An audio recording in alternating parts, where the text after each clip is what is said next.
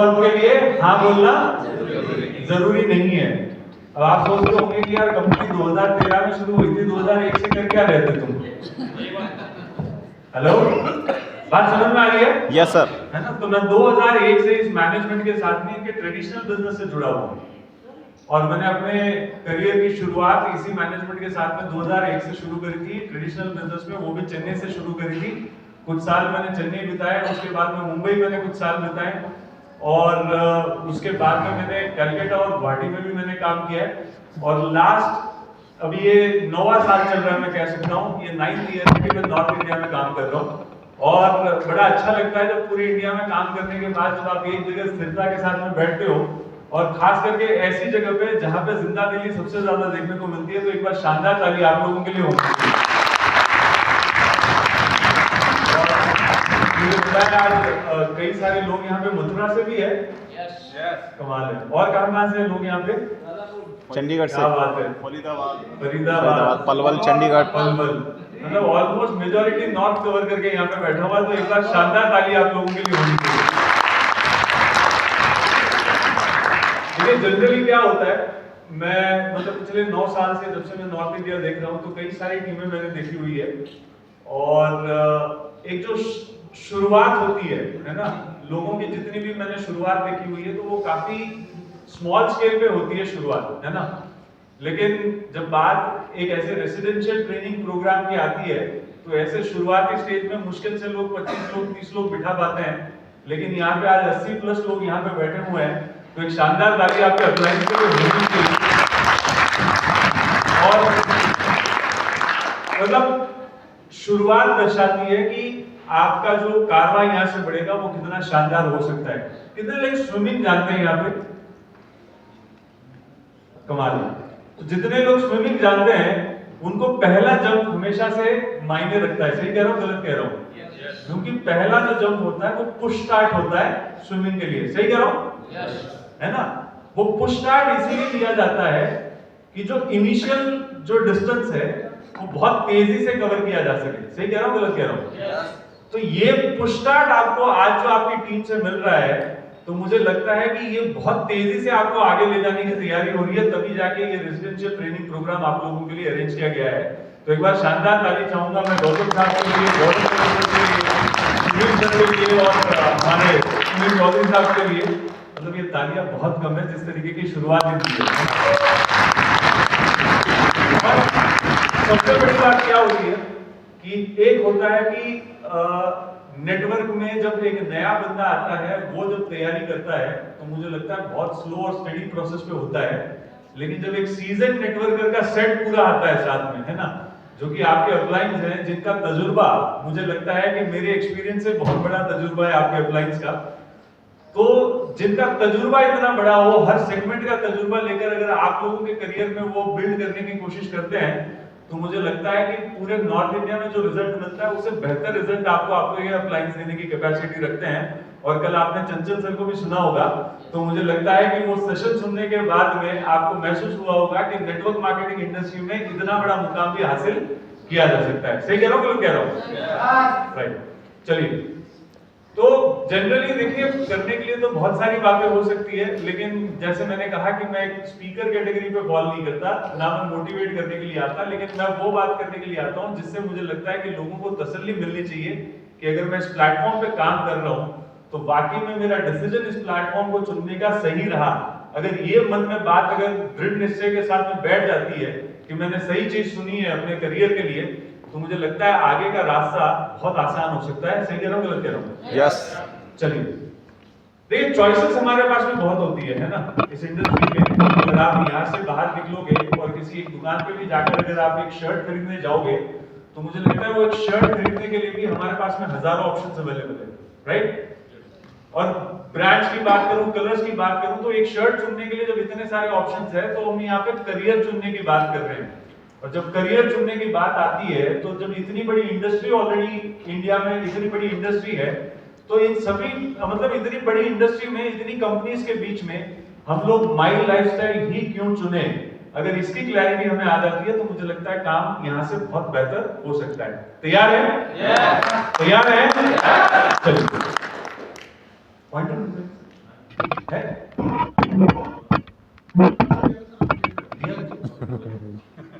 Sir मैं भी ज्यादा एक्साइटेड हूँ जी।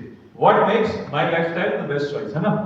ये अगर समझ में आ जाता है तो मुझे लगता है काफी चीजें आसान हो जाती है, क्योंकि जब यहाँ से बाहर निकलोगे तो मार्केट में कई तरीके के लोग मिलेंगे जो आपको कई तरीके के सवाल पूछेंगे, और अगर सवालों के जवाब सही डिलीवर हो गए तो मुझे लगता है क्लोजिंग हमारी आसान हो जाती है, राइट।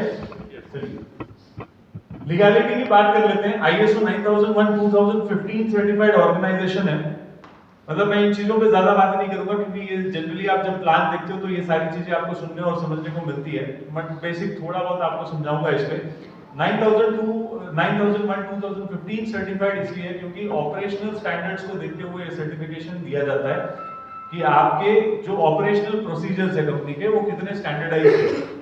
भले फिर वो पे आउट की बात हो, प्रोडक्ट डिलीवरी की बात हो, आपकी जो क्वेरीज जनरेट करते हो उन क्वेरीज को रिस्पॉन्ड करने का तरीका हो, हर चीज का एक मैकेनिज्म सेट है सिस्टम के अंदर।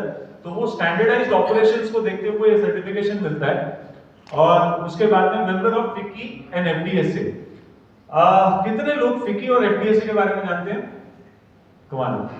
तो फिक्की एक ऐसा ऑर्गेनाइजेशन है जहां पे मुझे लगता है कि देश के जितने भी बड़े मतलब ओहदे के लोग हैं वो इस मंच का इस्तेमाल करते हैं। जब वो फाइनेंशियल डिस्कशंस करते हैं या कुछ भी डिबेट करते हैं तो फिक्की का इस्तेमाल किया जाता है, उस मंच का इस्तेमाल किया जाता है। और हम फिक्की के जनरल मेंबर्स नहीं है, हम फिक्की के कॉर्पोरेट मेंबरशिप होल्डर है यहाँ पे। हेलो, आपको फर्क समझ में आएगा कि कॉर्पोरेट मेंबर्स में और जनरल मेंबर्स में फर्क क्या होता है। जनरल मेंबर्स होते हैं जो जनरली आपको मेंबरशिप असाइन कर दी गई, लेकिन जब बात कॉर्पोरेट मेंबर्स की बात होती है तो जब भी फिक्की में कुछ भी निर्णय लिए जाते हैं या कुछ भी डिस्कशन किया जाता है तो उनमें से एक मत MI लाइफस्टाइल का भी लिया जाता है हमारी तरफ से, हमारी ओपिनियन को भी सुनी जाती है इस मंच पे, राइट। तो हम फिक्की के कॉर्पोरेट मेंबर हैं। उसके बाद member of FDSA, federation of direct selling association. Hello, yes, federation of direct selling association. हम लोग FDSA के फाउंडर मेंबर्स में से हैं।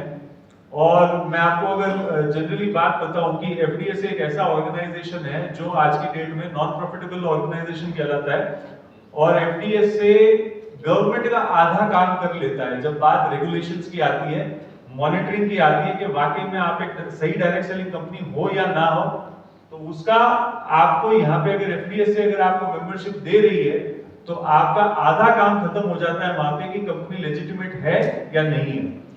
और मजे की बात यह है कि जिस दौर में हम लोग रह रहे हैं आज की डेट में, मुझे लगता है कि कोई भी सर्टिफिकेट या कोई भी अवार्ड खरीदना महज पैसों की बात है। सही कह रहा हूं? आधे लोग की बात करेंगे क्या मुझसे? यस। मैं फिर आपको दोहरा देता हूं कि मेरी बात पूरी होगी तो ही माइक छूटेगा। यस। तो जितनी जल्दी मेरे से बात करोगे उतनी जल्दी मेरी बात पूरी होगी, राइट। तो जब मैं FDSA की बात कर रहा हूं तो बात अगर पैसा देकर आपको सर्टिफिकेशन मिलने की होती तो देश में हजारों नेटवर्क मार्केटिंग कंपनियां काम कर रही है। लेकिन जब आप FDSA की वेबसाइट पे जाओगे तो आपको समझ में आएगा कि बहुत ही लिमिटेड और गिनी चुनी कंपनियों को ही यहाँ पे मेंबरशिप दी गई है। यानी इसका मतलब क्लियर है कि भाई जो इनका प्रोसीजर है मेंबरशिप देने का वो बहुत ही स्टैंडर्डाइज्ड है और प्रॉपर तरीके से रेगुलेट किया हुआ है। यानी आप समझ के चलिए जब FDSA किसी को भी अगर मेंबरशिप देती है तो वो कई सारे पैरामीटर्स को चेक करती है। जनरली हम लोग फील्ड पे जाते हैं तो लोग हमसे सवाल पूछते हैं, राइट, कि आपकी कंपनी क्या है, प्रोफाइल क्या है, प्रोडक्ट क्या है। तो ये सारी चीजें हमारे बिहाफ पे, और मैं ये कह सकता हूं कि कई बार सरकार के बिहाफ पे भी वो रेगुलेट कर लेते हैं।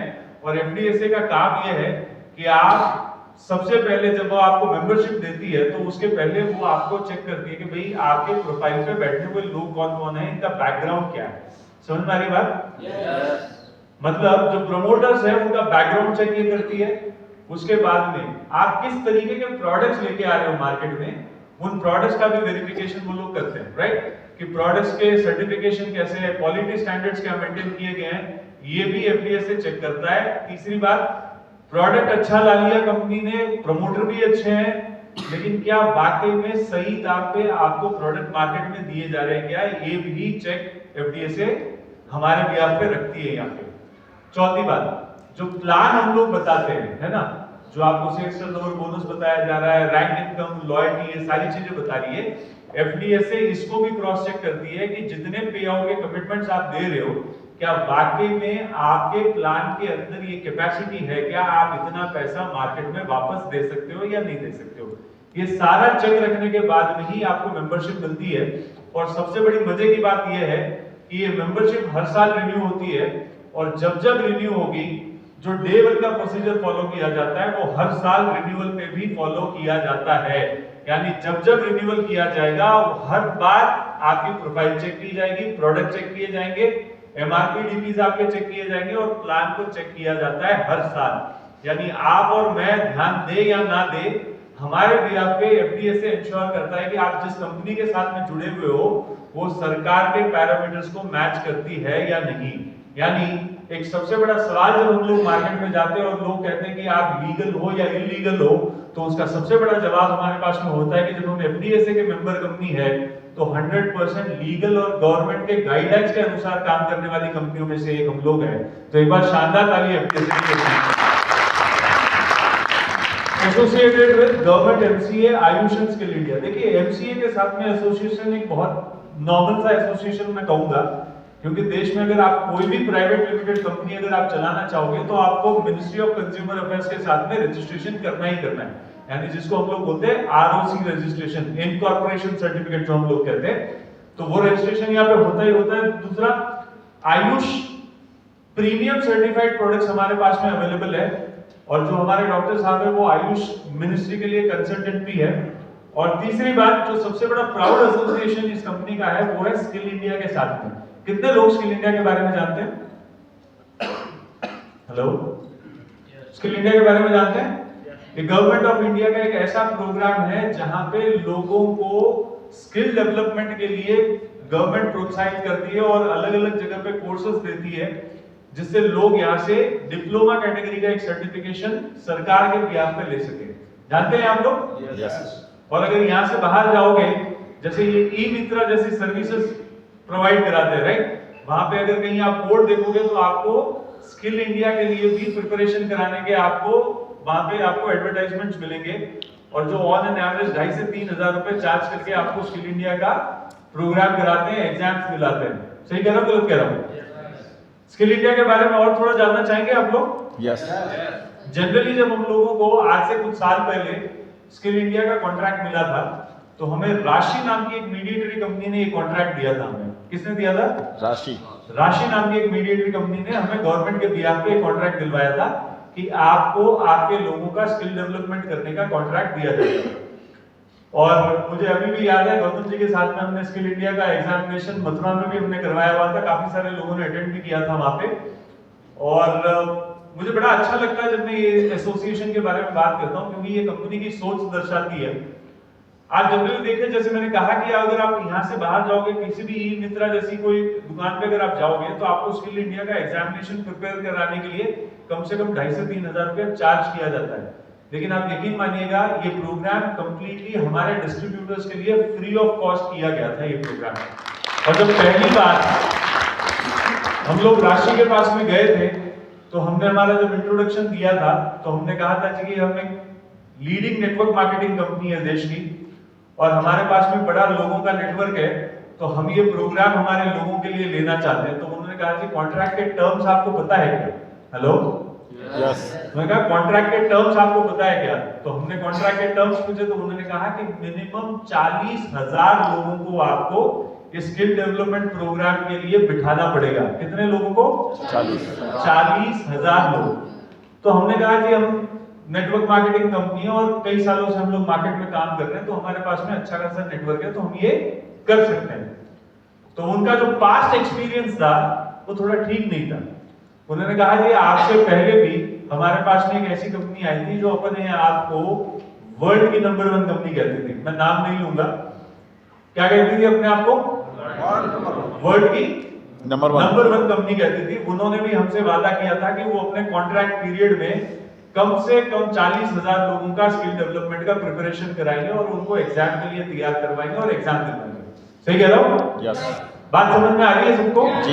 चलिए, तो उनका ये मत था कि जो अपने आप को वर्ल्ड की नंबर 1 कंपनी कहती है, उसने पूरे इस कॉन्ट्रैक्ट पीरियड में मुश्किल से 8,000 लोगों की तैयारी करवा पाए थे वो। कितने लोगों की? 8,000। तो हमने कहा कि हम थोड़े अलग है, हम और बेहतर करके दिखा सकते हैं, हमारा नेटवर्क और बड़ा है। तो उन्होंने कहा जी आप भी बड़ी बड़ी बातें करके जाओगे क्योंकि आप भी डायरेक्ट सेलिंग कंपनी हो, लेकिन फिर भी आपको ये कॉन्ट्रैक्ट हम लोग दे रहे हैं। और वो कॉन्ट्रैक्ट हमें मिला और हमारी तैयारियां शुरू हुई और तैयारियों के साथ साथ जब से वक्त निकलता गया तो कॉन्ट्रैक्ट खत्म होने के लिए सिर्फ 15 दिन बचे थे। हेलो, कितने?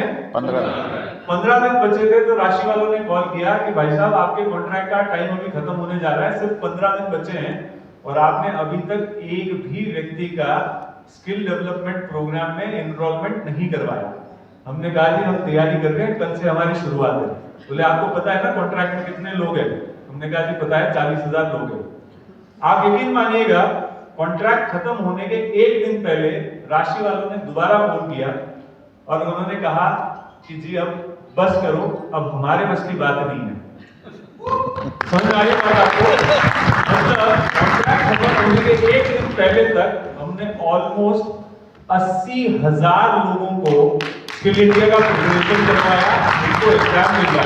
और सबसे बड़ी मजे की बात ये थी कि ये प्रोग्राम्स पूरे इंडिया में किए गए, जगह जगह पे ऑडिटोरियम्स और हॉल्स बुक किए गए, लोगों को एजुकेट किया गया, उनको एग्जामिनेशन के लिए प्रिपेयर कराया गया।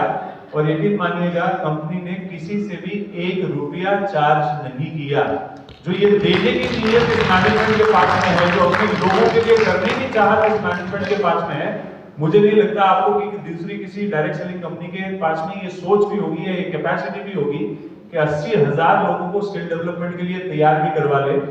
और जाहिर सी बात है कि कई लोगों ने एग्जामिनेशंस दिए, लेकिन 40,000 से ज्यादा लोगों ने इस एग्जामिनेशन को पास किया और अपना सर्टिफिकेट स्किल डेवलपमेंट का उन्होंने रिकॉग्निशन लिया।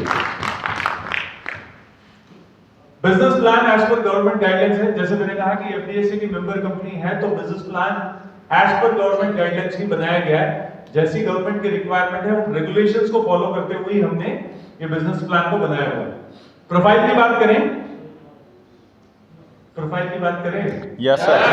चलिए, management having 20 years of experience. तो ये आप लोग सोचते होंगे, देखिए हमारा जो एनुअल टर्नओवर है, हेलो, जो भी कंपनी का एनुअल टर्नओवर है, सालाना टर्नओवर है, वो कहीं ना कहीं आप ये समझ के चलिए 1400 से 1500 करोड़ के आसपास का काम हम लोग करते हैं। कितना करते हैं? 1400 से 1500 करोड़ का काम हर साल हम लोग करते हैं। तो जितनी कंपनियां आज मार्केट में अवेलेबल है, अगर आप किसी भी ट्रेडिशनल मार्केट की भी बात करेंगे जिनका 1500 करोड़ का काम है, आपको क्या लगता है उनके मैनेजमेंट पे कितने एक्सपीरियंस वाले लोग बैठे होंगे? हेलो, चलिए मैं ऐसे पूछ लेता हूं, कितने लोग यहाँ मथुरा से हैं? मथुरा में सबसे बड़ी फेमस मिठाई की दुकान कौन सी है सर? सॉरी, ब्रिजवासी। कितने साल पुरानी होगी?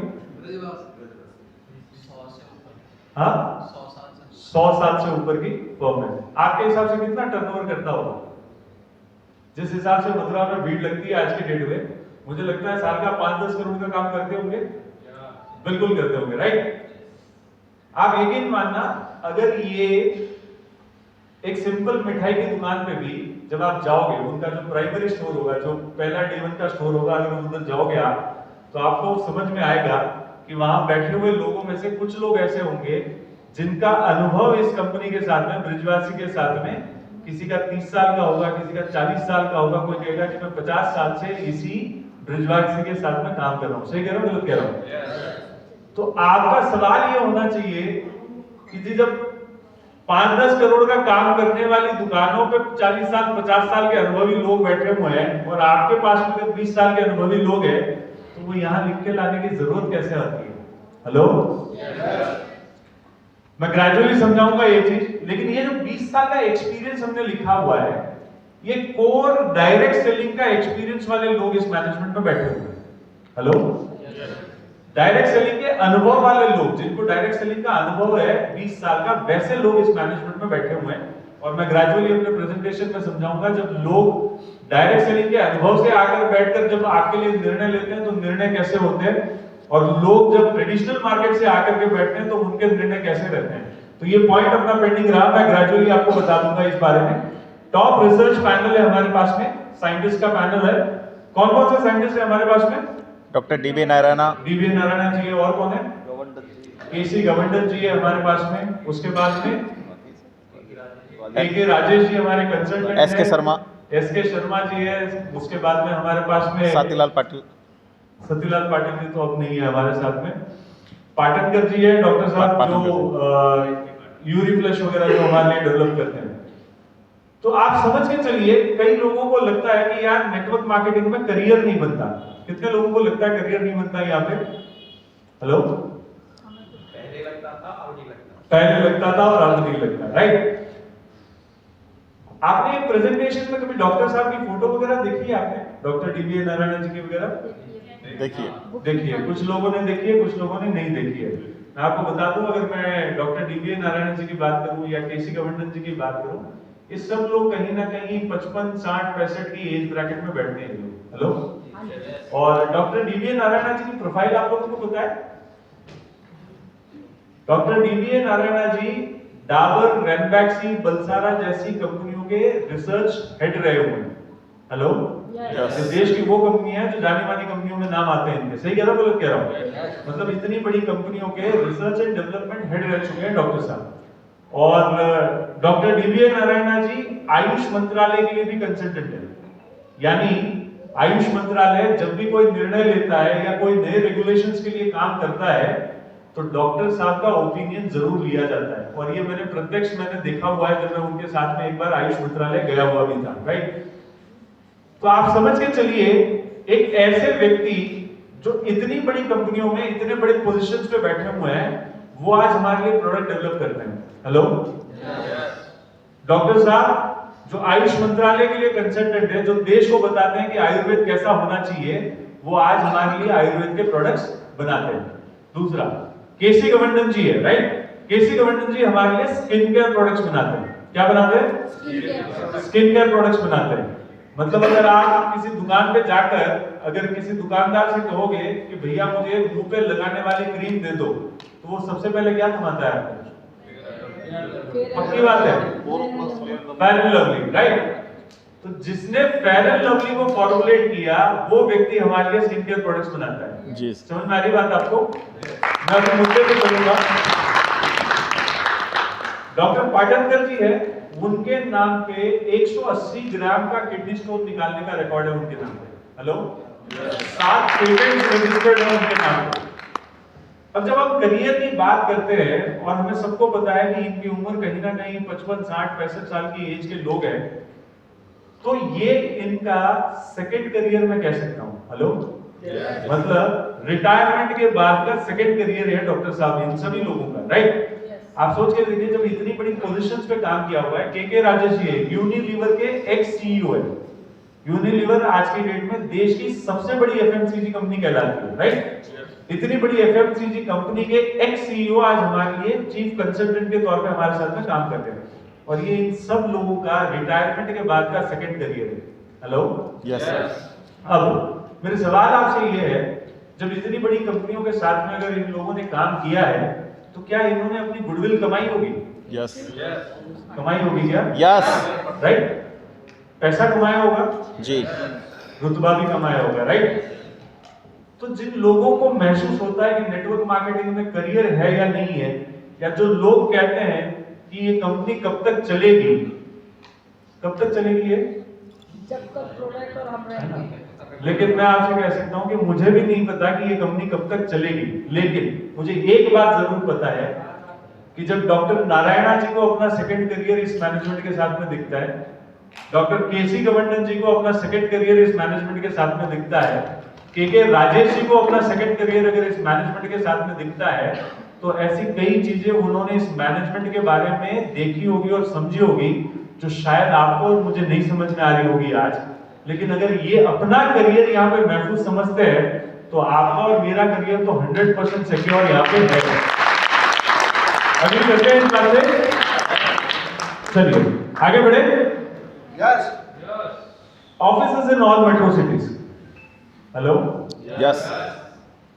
आप सोच रहे होंगे कि यार अभी तक तो बातें ठीक कर रहा था ये, हेलो, जी सर। एफडीएसए की बातें कर ली, डॉक्टर साहब की बातें कर ली, टर्नओवर की बातें कर ली, लेकिन ये कौन सी बात है कि सभी मेट्रोज में ऑफिसेस है और वो यहाँ लिख के लेके आ गए।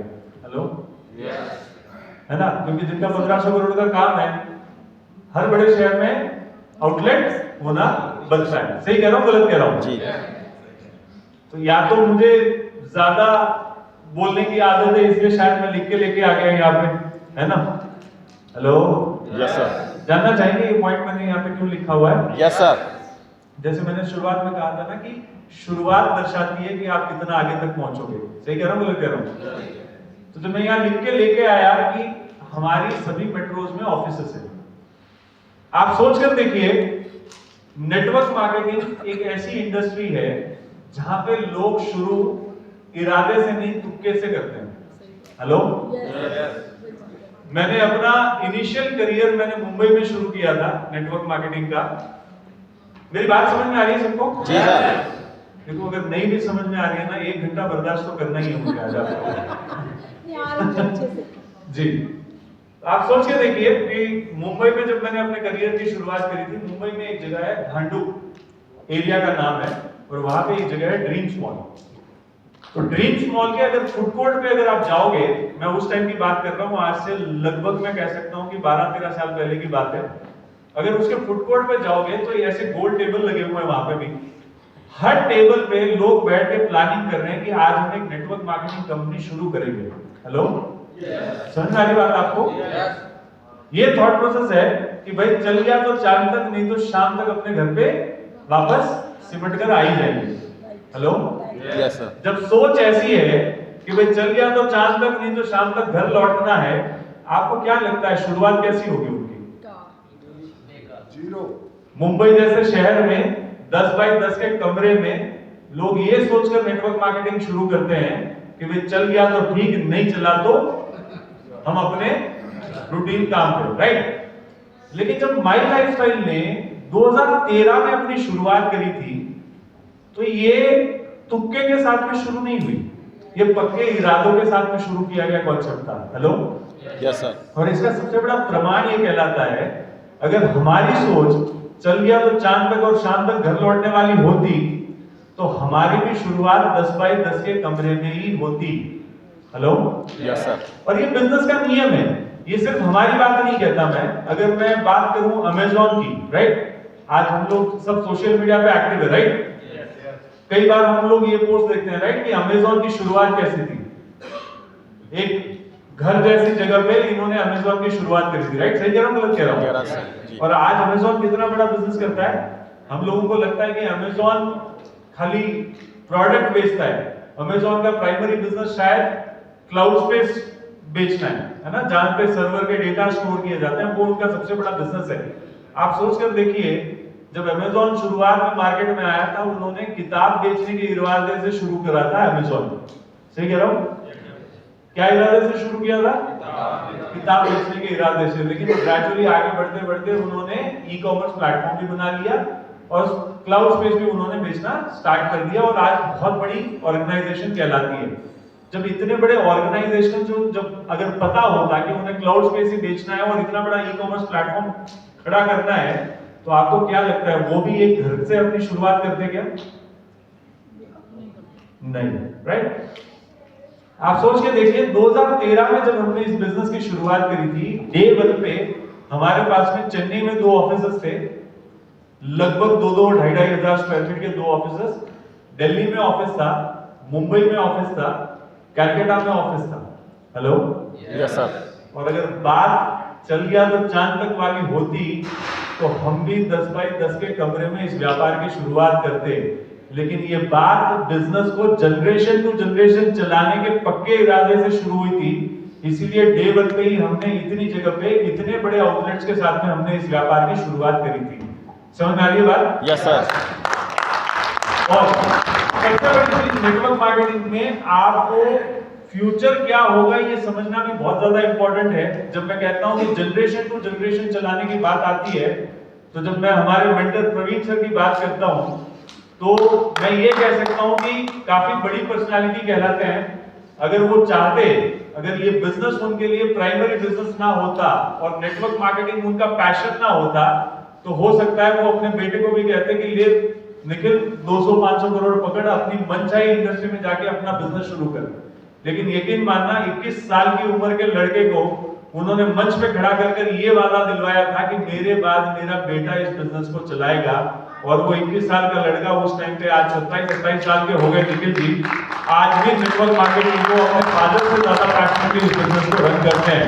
मतलब आप जिस ऑर्गेनाइजेशन के साथ में जुड़े हो, उस तुक्के से शुरू हुआ ऑर्गेनाइजेशन नहीं है, वो पक्के इरादों के साथ में शुरू हुआ ऑर्गेनाइजेशन है। और आप समझ सकते हो कि जब शुरुआत इतनी बड़ी थी तो इसका रास्ता और इसकी जर्नी और इसका जो मोमेंटम है वो कितना हाई पहुंच सकता है, ये आप समझ सकते हो। जो 12 साल में जो नेटवर्क मार्केटिंग में माई लाइफस्टाइल ने करके दिखाया, वो शायद कोई और कंपनी की कैपेसिटी में नहीं था जो माई लाइफस्टाइल कर सकती थी, राइट। तो एक बार शानदार ताली होनी चाहिए माई लाइफस्टाइल। 650 से ज्यादा पीयूसी से पूरे इंडिया में, अभी ये आंकड़ा 850 तक पहुंच चुका है। और प्रोडक्ट्स आप ऑनलाइन ऑफलाइन दोनों तरीके से खरीद सकते हो हमारे यहाँ पे, राइट। यहां तक ठीक लग रहा है? Yes sir. चलिए प्रोडक्ट की बात करते हैं। आयुष प्रीमियम सर्टिफाइड प्रोडक्ट्स हमारे पास में है। मेजॉरिटी जितने भी हमारे पास में वेलनेस के प्रोडक्ट्स हैं वो सारे के सारे आयुष प्रीमियम सर्टिफाइड प्रोडक्ट्स हैं। दूसरा, मोनोपोली प्रोडक्ट्स हमारे पास में है। हेलो, मानते हैं मोनोपोली प्रोडक्ट्स है? कैसे? हमारे पास पेटेंट है सारे प्रोडक्ट। हाँ, पेटेंट तो अभी नहीं है इन प्रोडक्ट्स का, लेकिन फॉर्मूलाज हमारे ट्रेडमार्क है। आप समझ के चलिए जी। तो मेरा सवाल आपसे ये होगा, यहाँ से अगर बाहर जाएंगे, आपको क्या लगता है, अगर हम लोग आयुर्वेद बेचते हैं, राइट? Yes sir. आयुर्वेद ही बेच रहे हैं? यस। ये आधे लोग की बात कर रहे हैं, बाकी क्या बेच रहे हैं हम लोग? हम लोग सब आयुर्वेद ही बेच रहे हैं? कमाल है। तो यहाँ से अगर बाहर जाएंगे, किसी भी दुकान पे खड़े रहेंगे, तो हमें आयुर्वेद के कितने ऑप्शन मिलते हैं? पक्की बात है, मिलते हैं। फिर भी हम अपने आप को मोनोपोली क्यों कहते हैं? चलिए आयुष प्रीमियम हो गया, आयुष स्टैंडर्ड हो गया, लेकिन प्रोडक्ट तो मिलते ही हैं आयुर्वेद के। मोनोपोली का मतलब होता है जो मेरे पास में है वो किसी और के पास में नहीं है। नहीं है। जानना चाहेंगे मोनोपोली कैसे है? यस। 2-3 लोग हैं तो हम आपस में बात कर लेते हैं। यस। जानना चाहेंगे? चलिए, इम्यूनो3 इस्तेमाल किया आप लोगों ने? हाँ जी। क्या है इम्यूनो3? इम्यूनिटी को पावर त्रिफला, राइट। कमाल, एक बार शानदार ताली होनी चाहिए। यहाँ जितने भी बड़े बुजुर्ग बैठे हुए हैं, आप लोगों ने त्रिफला सुना हुआ है क्या पहले? यस। कब सुना था आपने त्रिफला के बारे में? बचपन में सुना था, राइट। आप सोच के देखिए, इम्यूनो3 त्रिफला के एक्सट्रैक्ट्स डाल के दिए जाते हैं आपको एक कैप्सूल में, सही है ना? बचपन से हम सब लोग त्रिफला जानते हैं, क्योंकि आयुर्वेद हमारे लिए 5000 साल पुराना है, सही कह रहा हूं? और आयुर्वेद बनाने वाली कंपनियां मार्केट में 70 साल 80 साल पुरानी कंपनियां भी अवेलेबल है। जैसे मैंने कहा आपको कि 1500 करोड़ के आसपास का काम हम लोग हर साल करते हैं इन ब्रांड्स के दम पे। तो जाहिर सी बात है कि इन प्रोडक्ट में रिजल्ट भी है। Yes sir. अगर आप YouTube पे जाओगे या कहीं टेस्टिमोनियल्स ढूंढोगे तो हमारे प्रोडक्ट्स को लेके आपको हजारों टेस्टिमोनियल मिलेंगे। सही कह रहा हूं, गलत कह रहा हूं? Yes sir. मतलब एक बात तो तय है कि प्रोडक्ट बिकता भी है, प्रोडक्ट में रिजल्ट भी है और प्रोडक्ट बड़ा टर्नओवर भी देता है। सही कह रहा हूं? यस। अब हम जिस दौर में जी रहे हैं, मुझे लगता है कि अगर एप्पल अगर कोई एयरपोर्ट अगर अनाउंस करेगा अभी, आपको क्या लगता है कि उसका मिलता जुलता प्रोडक्ट मार्केट में कितने दिन में आता है? सर, उससे पहले मार्केट में 10वें दिन मिल जाएगा, यस। है ना? मिलता जुलता प्रोडक्ट। अगर एप्पल जैसी टेक्नोलॉजी जाइंट, इतनी बड़ी कंपनी, अगर वो अपना एक यूनिक प्रोडक्ट अगर अनाउंस करती है, 10वें दिन उसका मिलता जुलता प्रोडक्ट बाजार में मिल जाता है। सही कह रहा हूं? यानी जहां पोटेंशियल दिखता है, जो चीज बिकती हुई दिखती है, जिसका टर्नओवर इतना बड़ा होने का अंदाजा है, तो वो चीज मार्केट में 100% कॉपी हो जाती है।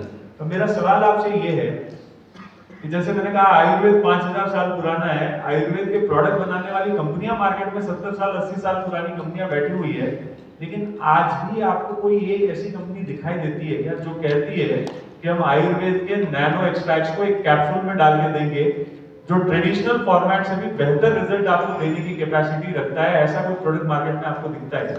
नहीं दिख अरे दिखता है क्या? MI का दिखता है सर। तो 100% मोनोपोली रेंज ये कंपनी आपको देती है। जितनी भी प्रीमियम कैटेगरी के प्रोडक्ट्स आपको मिलते हैं उनमें कहीं ना कहीं आपको मोनोपोली दिखेगी ही दिखेगी। इंडिया ग्रो के बारे में जानते हैं आप लोग? Yes sir. इस्तेमाल किया कभी इंडिया ग्रो? Yes sir. जितने लोगों ने इस्तेमाल किया, कभी आपने महसूस किया कि खेत में आप भूअसरा का पैकेट लेके गए और कभी किसान ने कहा हो कि जी आपके जैसा मिलता जुलता प्रोडक्ट दूसरे ब्रांड में मिलता है? 100% एक आदमी आपको नहीं कह सकता कि भूअसरा का मिलता जुलता प्रोडक्ट आपको मार्केट में मिलता है। आप यकीन मानना, पिछले 5 साल से हम इस प्रोडक्ट पे काम कर रहे हैं, 5 इयर्स हो गए, और मुझे अभी भी पता है कि जब भी सीजन शुरू होती है तो पंजाब और हरियाणा, ये 2 स्टेट मिला के हर सीजन में 1 लाख भूअसरा वहां पे एडवांस में हम लोग स्टॉक करते हैं। कितना करते हैं? 1 लाख। 1 लाख भूअसरा। और रिजल्ट की जब अगर बात करेंगे तो इतने शानदार रिजल्ट जो पिछले 5 साल से मिलते आ रहे हैं। लेकिन यकीन मानिएगा, इतना बड़ा काम, इतने बड़े रिजल्ट, इतने बड़े टर्नओवर के बाद में भी आज भी मार्केट में आपके पास में कंपटीशन के लिए कोई कंपनी या कोई ब्रांड मार्केट में अवेलेबल नहीं है। और मैं मारवाड़ी हूं तो मुझे इतना समझ में आता है कि अगर पैसा बढ़िया कमाना है तो कुछ ऐसा बेचना पड़ेगा जिसका कंपैरिजन या कंपटीशन हमें ना मिले। तो उस रेंज की कैटेगरी के प्रोडक्ट्स देने की कैपेसिटी सिर्फ और सिर्फ माई लाइफस्टाइल के पास में है। आपको जरूर एक टास्क दूंगा, आप मार्केट में टॉप 5 कंपनीज निकालना, MI को हटा के। हेलो, मार्केट की टॉप 5 कंपनीज आप निकालना और आप उनके प्रोडक्ट लिस्ट निकालना। आपको एक बात बहुत कॉमनली समझ में आएगी, जो एक के पास में है वो दूसरे के पास में भी मिल रहा है, जो दूसरे के पास में है वो तीसरे के पास में भी मिल रहा है। सिर्फ नाम और ब्रांड बदलते हैं, लेकिन प्रोडक्ट रेंज लगभग सबके पास में सिमिलर ही मिलती है। और मेरा आपसे चैलेंज है, हमारी जो प्रीमियम कैटेगरी के प्रोडक्ट्स है, मैं न्यू स्टार वगैरह की बात नहीं करता, जितने प्रीमियम कैटेगरी के प्रोडक्ट है उनकी लिस्ट निकाल के वर्ल्ड के टॉप 10 डायरेक्ट सेलिंग कंपनियों का प्रोडक्ट लिस्ट निकालना और आप कंपेयर करके मुझे बता देना कि भरत इसमें से ये प्रोडक्ट है जो मैच करता होगा यहाँ पे। Hello, yes. तो 100% मोनोपोली प्रोडक्ट देने की कैपेसिटी और सोच, क्योंकि मैनेजमेंट साल में 1 बार 2 बार प्रोडक्ट लॉन्च करता है, लेकिन जो प्रोडक्ट लॉन्च करता है उसका कोई कंपैरिजन नहीं और उसका कोई कंपटीशन नहीं।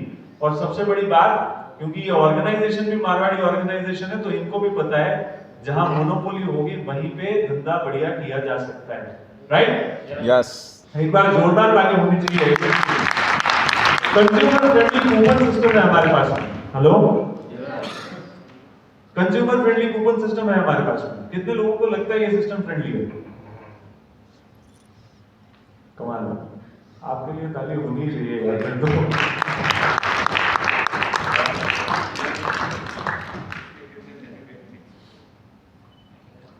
कई लोगों से जब मैं बात करता हूं कि आप किस तरीके के सिस्टम की बात करते हो सर, पैसा डाला, एजेंसी कूपन एक्टिवेट करेगी, अब फिर अपनी वेबसाइट खोलो, कूपन को एक्टिवेट करने के लिए एक OTP लो, फिर स्टोर पे जाऊंगा, उसको रिडीम करने के लिए एक OTP लो, कूपन बच गया तो दोबारा एक OTP लो। सही कह रहा हूं, गलत कह रहा हूं? यस। तो फिर कैसे आसान लगता है ये? आसानी तो ये होनी चाहिए कि पैसा दिया, प्रोडक्ट मिल गया, बीवी चढ़ के बात खत्म हो गई। सही कह रहा हूं, गलत कह रहा हूं? Yes sir. अरे सही कह रहा हूं, गलत कह रहा हूं? देखो, बात नहीं करोगे तो हम खींच सकते हैं इस बात को। हाँ जी, घर बैठ के भी कर सकते हैं, लेकिन फॉर्मेलिटीज है इस चीज के लिए ना।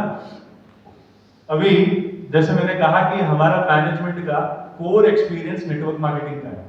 हेलो, हमारे मैनेजमेंट का कोर एक्सपीरियंस नेटवर्क मार्केटिंग का है, तो डिसीजन लेने का तरीका भी वो नेटवर्क को ध्यान में रखकर ही लेते हैं। Hello, yes. वो लोग अभी कूपन की बात कर रहा था, अब मैनेजमेंट पे लेके चला गया। मैं जस्ट चेक कर रहा हूं आप अटेंटिव हो या नहीं हो। Hello, yes sir. यस। है ना? तो जब मैं कहता हूं कि ये मैनेजमेंट जब भी कोई निर्णय लेता है तो वो नेटवर्क को ध्यान में रख के निर्णय लेता है, यानी कस्टमर को ध्यान में रख के निर्णय लेता है। अब जितने लोग यहाँ बैठे हुए हैं, आपने कभी ना कभी नेटवर्क मार्केटिंग की है या आपकी ये पहली कंपनी है? पहले भी हम लोगों ने की हुई है, राइट? तो ये मेरा पर्सनल ओपिनियन है, अगर आपको 500 रुपए की सेल क्लोज करनी है या 50,000 की सेल क्लोज करनी है या 5 लाख की सेल क्लोज करनी है, मुझे लगता है कॉलिंग और फॉलोअप उतना ही लगता है, टाइम उतना ही लगता है कि बाकी लोग जो बिल्कुल भी जवाब नहीं दे रहे, इनकी क्लोजिंग तुरंत हो जाती है क्या पहले कॉल पे? है क्या ऐसा? अगर फील्ड पे घूमेंगे, किसी को एक अपॉइंटमेंट लेना हो तो कितने फॉलोअप करने पड़ते हैं? कई सारे लगते हैं सर। किसी को 5, किसी को 10 फॉलोअप। जी सर। और टाइम फिक्स होने के बाद में हर टाइम मिलता कितनी बार है बंदा? 20-30 2 बार, 3 बार, 4 बार टाइम देगा, उसके बाद में एक बार मुलाकात होती है। सही कह रहा हूं, गलत कह रहा हूं? Yes sir. एक से भी वापस आएगा ना। आप सोच के देखिए, जब हमें पता है कि 500 रुपए की क्लोजिंग थी या 5 लाख की क्लोजिंग थी, हमारा फॉलोअप उतना ही लग रहा है, हमारा टाइम उतना ही लग रहा है, हमारी मेहनत उतनी ही लग रही है और हमारा खर्चा भी उतना ही लग रहा है।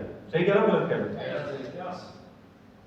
तो अगर इतनी मेहनत के बाद में भी अगर मेरे डिस्ट्रीब्यूटर का सेल 50,000 के 5,000 में कन्वर्ट हो तो नुकसान किसका? मेरे लीडर का। जी। हेलो। Yes sir. क्योंकि आप एक ऐसे ऑर्गेनाइजेशन के साथ में जुड़े हो जहां पे नए आने वाले व्यक्ति से ज्यादा जो मायने रखता है वो है हमारे लिए जो ऑलरेडी हमारे साथ में जुड़ा हुआ है। तो जो भी पॉलिसीज ये मैनेजमेंट बनाता है वो एग्जिस्टिंग डिस्ट्रीब्यूटर को ध्यान में रखकर ही बनाता है। जब हमें पता है कि एक सेल निकालने के लिए आदमी को कितने ही नाचने पड़ जाते हैं फील्ड पे, तो आप सोच कर देखिए, अगर मैं एक बार के लिए कहूं आपको कि मान लीजिए कूपन सिस्टम हमारे पास में नहीं है और ये कैश एंड कैरी वाला सिस्टम है, आप स्टोर पे गए, आपने पैसा दिया, आपको सामान मिल गया, बात खत्म हो गई। आप सोच के देखिए, जितने भी प्रोडक्ट हमारे स्टोर पे आपको मिलेंगे, जितने भी एक्टिव स्टोर है, आप कभी जाके स्टोर के ऊपर जितने भी प्रोडक्ट लगे हुए हैं, 1-2 प्रोडक्ट छोड़ के मैं कह सकता हूं, बाकी 99% प्रोडक्ट पे अगर आप मैन्युफैक्चरिंग डेट देखोगे तो कोई भी प्रोडक्ट आपको 5-6 महीने से ज्यादा पुराना नहीं मिलेगा। हेलो। इसका मतलब ये नहीं है कि हम फटाफट रिप्लेस करते हैं। रिफिल इतना फास्ट होता है, सेल्स इतना फास्ट होता है कि आपको कोई भी प्रोडक्ट पुरानी मैन्युफैक्चरिंग डेट का नहीं मिलता, आपको लेटेस्ट 5 से 7 महीने के अंदर की मैन्युफैक्चरिंग डेट का ही मिलता है। तो अगर मान लीजिए आप प्रेजेंटेशन दिखा रहे हो और मेजॉरिटी लोग सबसे पहले कौन सा प्रोडक्ट पिच करते हैं? हम लोग एक बार जोर से बोलिए सर। 95 राइट? हेलो। यस। क्या बेचते हैं हम लोग सबसे पहले? 95। क्योंकि अटूट भरोसा है हमें उस प्रोडक्ट के ऊपर। सही कह रहा हूं? सबका मानना यही है। चलिए, मान लीजिए हमने किसी को बिजनेस दिखाया और हमने 50,000 से बिजनेस शुरुआत करने की बात करी और सामने वाले ने एक्सेप्ट भी कर लिया। हेलो। यस। बात समझना इस बात को। जी। 50,000 से की क्लोजिंग कर ली हमने और हमने कहा जी हमारे यहाँ पे कूपन सिस्टम नहीं है, चलो स्टोर पे चलो, जेब में पैसा रख लो, स्टोर पे चलो, और जाते ही अगर 50,000 की क्लोजिंग है, हम कम से कम 395 तो दिलवाएंगे उसको।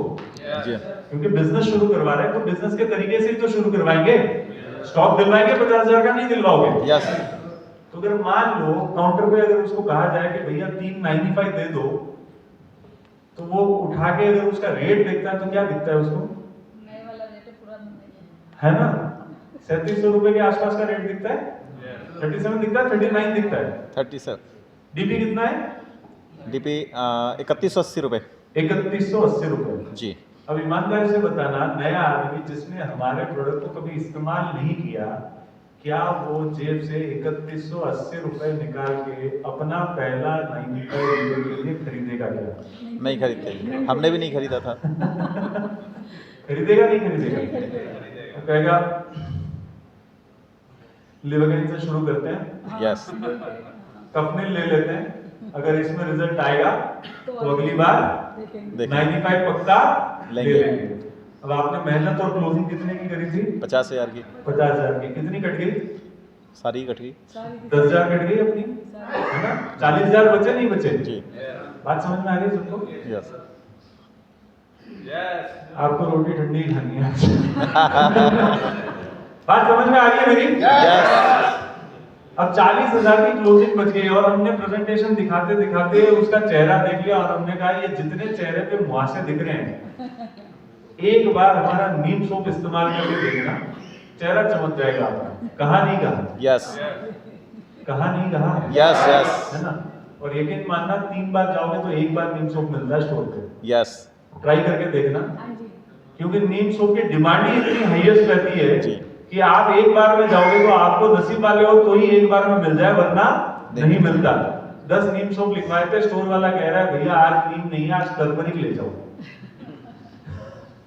होता है। होता है राइट? यस। और आपने तारीफ किसकी करी थी? नीम सोप की। नीम सोप की।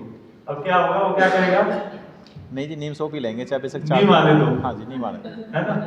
तो जब 50,000 का मन बना के लेके गए और वो अगर 5,000 में खत्म होता है तो किसका नुकसान है?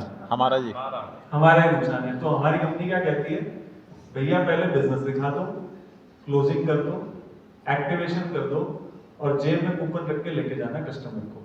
हेलो जी। तो मेरा एक पर्सनल एक्सपीरियंस मैं आप लोगों को शेयर करता हूँ। जब मैं मुंबई में रहा करता था तो बिग बाजार बहुत ट्रेंड में था। तो जब भी कोई शॉपिंग करनी होती थी, मैं मेरी मम्मी को लेके बिग बाजार जाया करता था।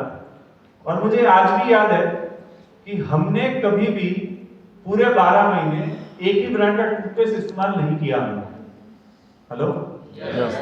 हमने कभी भी पूरे 12 महीने एक ही टूथपेस्ट का ब्रांड हमने इस्तेमाल नहीं किया। क्यों? क्योंकि कंडीशन थी मम्मी की कि जिस टूथपेस्ट पे एक टूथपेस्ट फ्री आता हो वही लेंगे। या तो फिर जिस टूथपेस्ट पे एक ब्रश फ्री आता हो उस महीने में वो इस्तेमाल किया जाए। सही कह रहा हूं? हंस तो ऐसे रहे हो जैसे खुद के मन का टूथपेस्ट लेके आते हैं। जी। मैं भी वही करता हूं जो आप कर रहे हो। सही कह रहा हूं, गलत कह रहा हूं? यस। तो चीजें घर पे वो आई जिन पे या तो ऑफर था या जिन पे डिस्काउंट था। ऐसा ही करते हैं। ऐसा ही करते हैं। जी। क्यों? क्योंकि काउंटर पे जाते ही बिल दिखता है। बिल दिखता है और पैसा देना है। अब मैंने मम्मी को एक दिन, मैंने उस टाइम पे बिग बाजार के वाउचर्स आते थे, मैंने मम्मी से कहा मम्मी आज बिग बाजार के वाउचर लेके आऊं। वो भी पैसे देके लेके आया था। तो मैंने कहा मम्मी आज बिग बाजार चलते हैं, आज शॉपिंग करी आते हैं, आज कूपन ही देने पड़ेंगे, आज पैसे नहीं देने काउंटर पे। वो पहला दिन था जिस दिन बिना ऑफर का टूथपेस्ट उन्होंने अपने मन का खरीद के उठा के बैग में डाला। हेलो,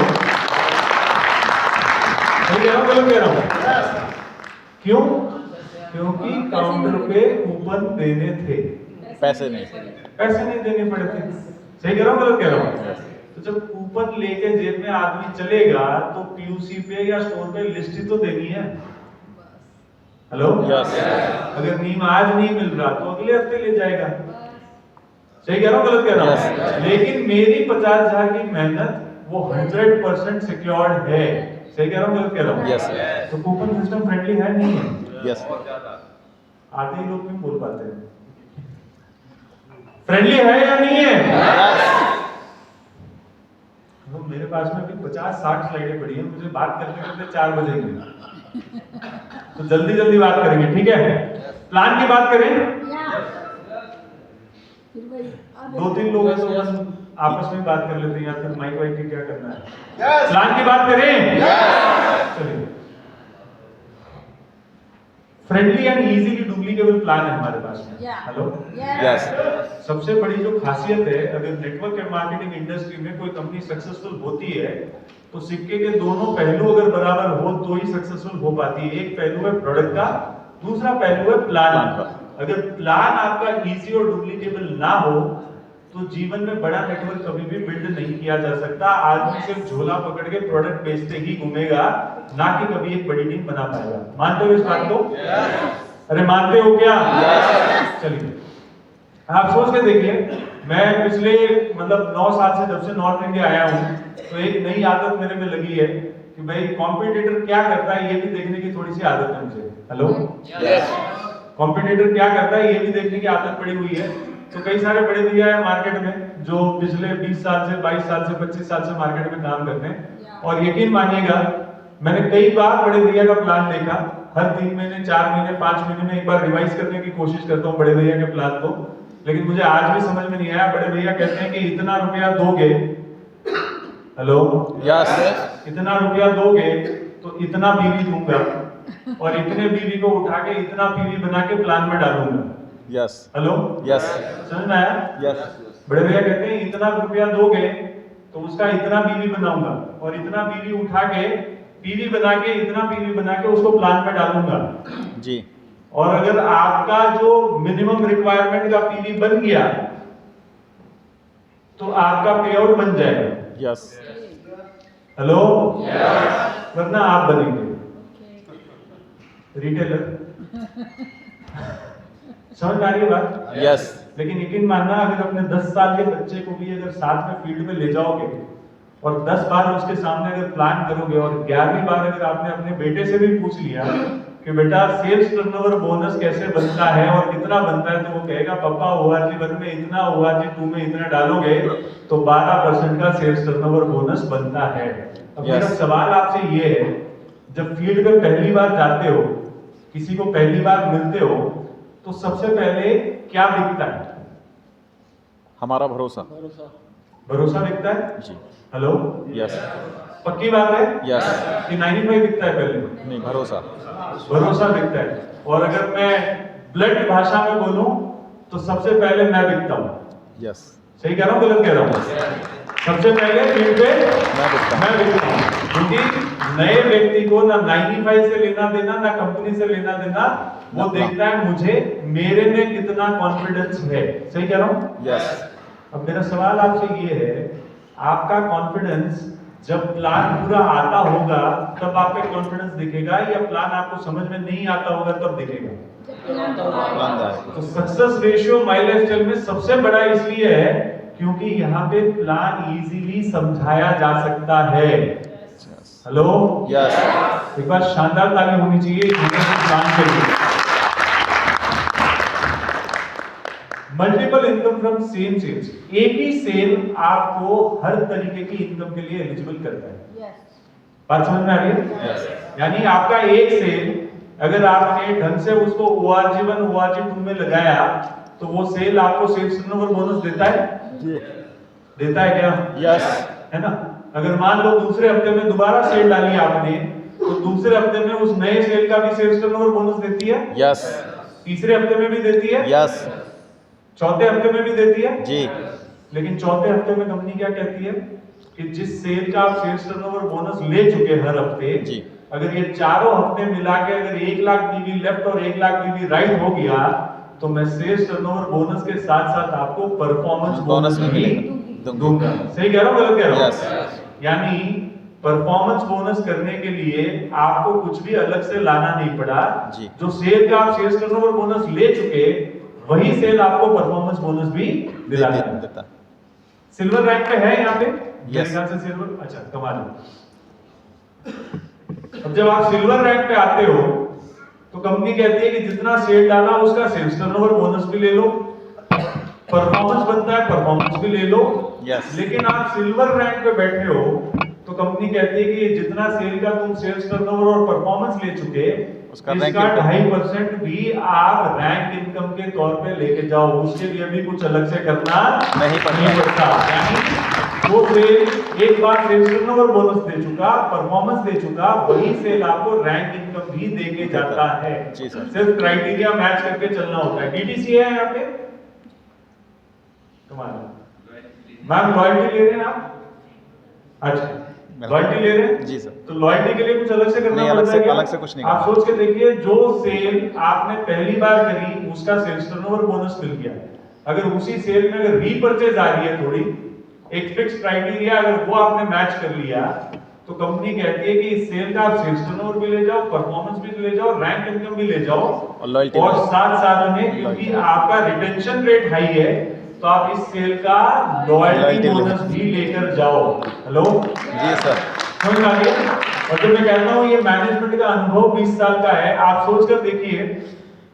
मेरा मंथली 15 से 20 हजार पे यही तीनों आता है। कमाल है, एक बार शानदार ताली होनी चाहिए।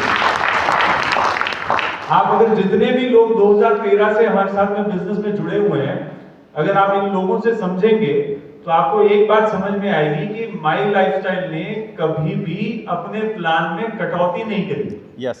क्योंकि अगर आप बड़े भैया के प्लान देखोगे, अगर 2000 में अगर उन्होंने जितने वादे किए थे और 2026 में अगर आप चलोगे तो आपको समझ में आएगा कि बड़े भैया ने जब शुरू किया था तब 10 वादे किए थे तो आज 8 वादों पे कायम है। हेलो, यानी अगर 10 तरीके के पे आउट बताए होंगे तो बड़े भैया के पास में आज 8 तरीके के ही पे आउट है। समझ में आ रही बात आपको? Yes sir. लेकिन आप यकीन मानना, जब हमने 2013 में इस व्यापार की शुरुआत करी थी, लॉयल्टी बोनस नाम की चीज नहीं थी। 2017 या लगभग 2018 में या 2016 या 2017 में कंपनी ने कहा था कि जी मार्केट की कंडीशन थोड़ी सी टफ है, हम लोग डीटीसी एंड अबव के लिए लॉयल्टी बोनस अनाउंस कर रहे हैं। मिनिमम 5,000 रुपया जाता है और मेजॉरिटी 20,000 रुपए तक का लॉयल्टी बोनस जाता है एक आदमी को। चलो कितना जाता है? 5,000 से लगाकर 20,000 20,000 तक का। और कंपनी ने कहा था कि जी 12 महीने लॉयल्टी बोनस देंगे। कितने महीने देंगे? 12 महीने लॉयल्टी बोनस देंगे। ये कहा था 2017 समझ के चलिए आप। और आज क्या चल रहा है? 2026 शुरू हो चुका, यानी लगभग कितने साल हो गए? 8 साल हो गए। 8 साल हो गए। जो वादा कंपनी ने कहा था 12 महीने के लिए करेंगे, और यकीन मानना 5,000 से लेकर 20,000 तक की लॉयल्टी जाती है, और कम से कम 4,500 लोग हर महीना ये लॉयल्टी लेते हैं। कितना? 4,500 लोग। 4,500 लोग लॉयल्टी लेते हैं। जो वादा सिर्फ 12 महीने के लिए किया गया था, आज 2026 आ गया, पिछले 8 साल से आज भी लोग लॉयल्टी लेते हैं। और आप कैलकुलेट करके देखना, मिनिमम 5,000 इंटू 4,500 लोग। Hello, yes sir. ये वो कमिटमेंट है जो अगर किसी ट्रेडिशनल मार्केट से उठ के आकर बंदा बैठकर अगर डिसाइड करता, तो वो सबसे पहले क्या सोचता कि कंपनी को फायदा होना चाहिए।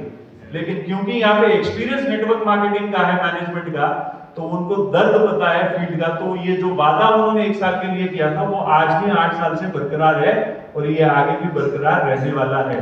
आप कैलकुलेट करके देखना कितना बड़ा अमाउंट होता है। और जब मैं कमिटमेंट्स की बात करता हूं, तो आप लोगों को एक चीज समझ में आएगी। आज से मतलब लॉकडाउन कब हुआ था? मार्च 2020 में 22 मार्च 20, राइट? 2020 में हुआ था, राइट?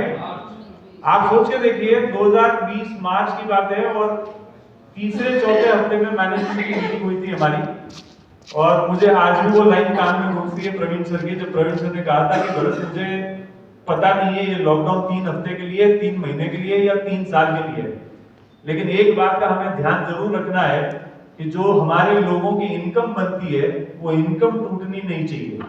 तो इसके लिए हम क्या करेंगे कि जितने भी क्राइटेरियाज है, परफॉर्मेंस बोनस के, रैंक इनकम के क्राइटेरियाज है, हम इसको 50% रिड्यूस कर देंगे। क्या करेंगे? 50%। अगर मान लो परफॉर्मेंस लेने के लिए आपको 100 रुपए की जरूरत है, 100 रुपए के सेल की जरूरत है, तो कंपनी ने कहा जी अब लॉकडाउन है, आप 50 रुपए का ही सेल करो, लेकिन आप अपनी परफॉर्मेंस बोनस, लॉयल्टी, ये सारी पूरी ले जाओ। समझ में आ रही बात आपको? Yes sir. ये तीसरे हफ्ते में समझ में आ गया था मैनेजमेंट को कि ये लॉकडाउन का भरोसा नहीं है और हमारे लोगों की इनकम बरकरार रहनी चाहिए, इसलिए तीसरे हफ्ते में ही उन्होंने ये अनाउंसमेंट कर दिया था कि हम हमारे क्राइटेरियाज को 50% रिड्यूस कर रहे हैं, ताकि लोगों के घर में पैसा जाए। सही कह रहा हूं, गलत कह रहा हूं? लेकिन वही बड़े भैया को 6 महीने के बाद समझ में आया था कि अगर आपके बाइक फंड का पैसा अगर आपके पेआउट से मैं काट रहा हूं, और लॉकडाउन के चलते अगर आपका गुजारा नहीं हो रहा, तो आपका पैसा मैं आपको वापस लौटा सकता हूं। ये बड़े भैया ने कहा। हेलो, बात समझ में आ रही? आपके हाउस फंड का, जो कार फंड का जो पैसा मैं पे आउट से काटता हूं, अगर लॉकडाउन के चलते आपका काम नहीं चल रहा, तो ये पैसा मैं आपको लौटा सकता हूं। वही माई लाइफस्टाइल क्या कहती है कि घर से बाहर निकलो, काम कर लो, आपके क्राइटेरियाज को मैं 50% रिड्यूस कर दूंगा, भले मेरा नुकसान होगा, लेकिन आपकी इनकम में कटौती नहीं आनी चाहिए। इस तरीके के निर्णय लेने की कैपेसिटी सिर्फ माई लाइफस्टाइल में आती है, बाकी वर्ल्ड के किसी कंपनी में भी नहीं आती। और ये वो लॉकडाउन का पीरियड था, लोगों का 500 का पे आउट था या 50 लाख का पे आउट था, कंपनी ने ऑन टाइम लोगों के अकाउंट में ट्रांसफर करके दिया। ये कमिटमेंट और ये जिम्मेदारी जो कंपनी उठाती है, इसका कोई मैनेजमेंट नहीं उठा सकता, राइट? तो जैसे मैं बता रहा था कि एक ही तरीके का सेल आपको हर तरीके के लिए इनकम के लिए एलिजिबल करता है। लॉयल्टी भी वही सेल दे जाएगा। अगर मान लो अगर आप आगे चलकर एनटीसी बन गए, तो एनटीसी बोनस भी बनाने के लिए आपको नई सेल लाने की जरूरत नहीं पड़ती। जो सेल का आपने इतनी सारी इनकम के मजे ले लिए, वही सेल आपको एनटीसी बोनस भी दिलवाती है। और एनटीसी भी बोनस भी 2013 में नहीं था, वो भी रिसेंटली 5-6 साल पहले ही ऐड किया गया, और वो वादा आज भी बरकरार है। और अगर मान लीजिए किसी दिन आप डायमंड बन गए, तो डायमंड की रॉयल्टी लेने के अलावा भी ये सारी इनकम जो एक सेल आपको देके जा रही है, वो सारा भी आपको वो एक सिंगल सेल से आपको मिलने की कैपेसिटी ये प्लान देता है। और सबसे बड़ी मजे की बात, अभी कुछ लोग यहाँ से थाईलैंड भी होकर आए थे कंपनी के काउंटर से। वरुण साहब आप गए थे, राइट? आप भी गए थे? हाँ, शरद जी भी गए थे मेरे ख्याल से। आप सोच के देखिए, आपकी कंपनी ने ऐसा किया कि गौरव भाई अभी थाईलैंड का कॉन्टेस्ट चल रहा है, पे आउट मत मांगना, खाली थाईलैंड जाके आना। आप देखो 16 हफ्ते का कॉन्टेस्ट, कंपनी ने कहा 3.5 लाख बीवी मैच कर लो। ये 3.5 लाख बीवी का परफॉर्मेंस बनता है, परफॉर्मेंस ले जाओ, सेल्स टर्नओवर बोनस बनता है, सेल्स टर्नओवर बोनस भी ले जाओ, रैंक इनकम भी ले जाओ, लॉयल्टी भी ले जाओ, एनडीसी बोनस भी ले जाओ। लेकिन 4 हफ्ते 16 हफ्ते में ये काम कर लो, 3.5 लाख बीवी मैच कर लो। थाईलैंड भी अपने पैसे से ही लेके जाऊंगा आपको, और लोगों को इतना शानदार टूर करवा के कंपनी लेके आई, इतनी सारी इनकम देने के बावजूद भी। मतलब एक ऐसा प्लान जो आपके हर सेल को हर तरीके से एलिजिबल करने की कैपेसिटी रखता है, और हर एक इनकम को लेने के लिए आपको अलग से कुछ नहीं करना पड़ता। ऐसा प्लान दोबारा आपको मार्केट में नहीं मिलना। सिर्फ पेमेंट डिस्बर्समेंट है हमारे पास में, जिसको हम लोग एनईएफटी के थ्रू पेमेंट्स कहते हैं। अब आपको लगता होगा यार मेहनत मेरी, आपको पता है कितनी सर्दी थी, और इतनी सर्दी में भी मैं इस प्रोग्राम में आया हूं नहीं आया हूं? Yes sir. बोले जब इतनी गर्मी पड़ती है तब भी मोटरसाइकिल पे मैं फील्ड पे प्लान दिखाने के लिए घूमता हूँ। मेरा पैसा मेरे टाइम पे अगर मेरे को दे दिया तो उसको भी यहाँ लिख के लेके आ रहे हो तुम लोग। हेलो, सही कह रहा हूँ गलत कह रहा हूँ? अच्छा, कितने लोग यहाँ पे जॉब में हैं? जितने लोग कॉर्पोरेट जॉब्स में होंगे उनको एक चीज आजकल नहीं फेस करनी पड़ती है कोविड के बाद से, साइलेंट रेजिग्नेशन दिलवाया जाता है। सही कह रहा हूँ मैम?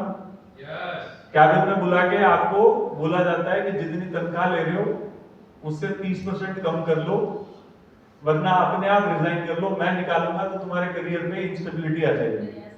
सही कह रहा हूँ?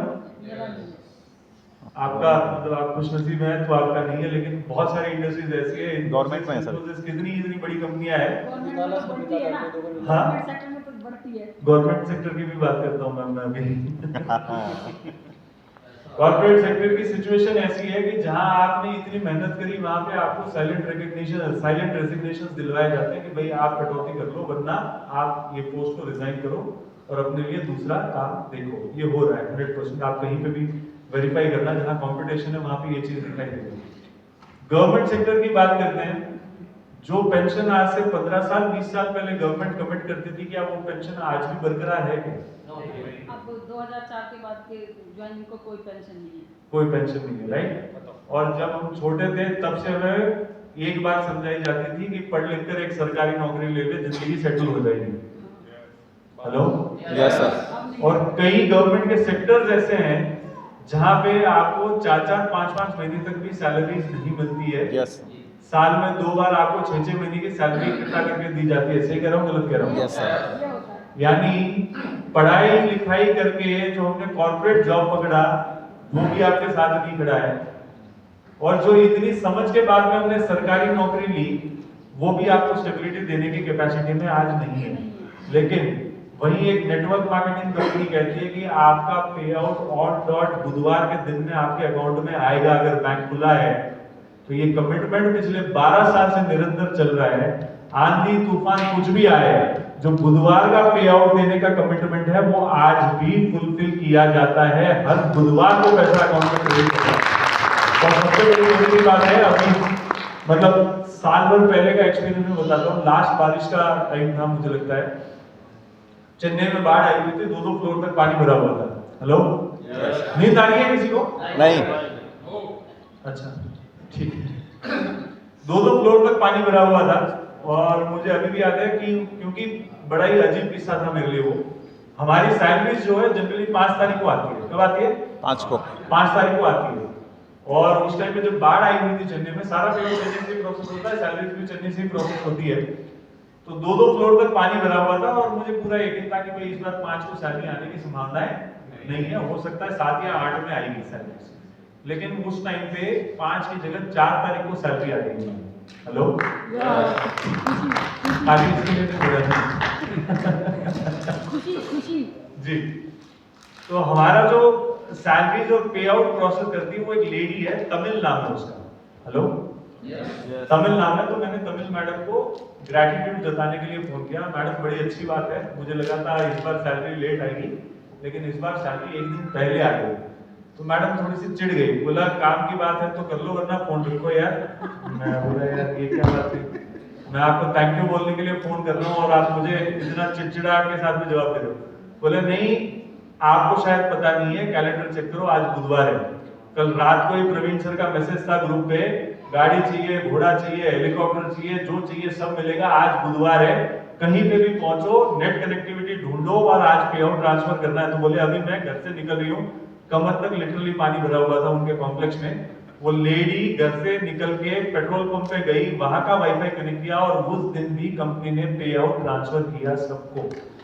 ये लेवल का कमिटमेंट आपको हाईलाइट कर दे सकता है, लेकिन मैंने कहा कोई कंपनी आपको नहीं दे सकती। और ऐसी परिस्थितियों में आप किसी का कॉलर भी नहीं पकड़ सकते हो कि मेरा बुधवार आज निकल गया, आपने पैसा क्यों नहीं दिया। सही कह रहा हूँ, गलत कह रहा हूँ? Yes sir. लेकिन ये कमिटमेंट है कि पे आउट अगर बुधवार के दिन बैंक खुला है, परिस्थितियां कुछ भी क्यों हो, पे आउट उस दिन ही ट्रांसफर होना है, भले किसी भी कीमत पे हो।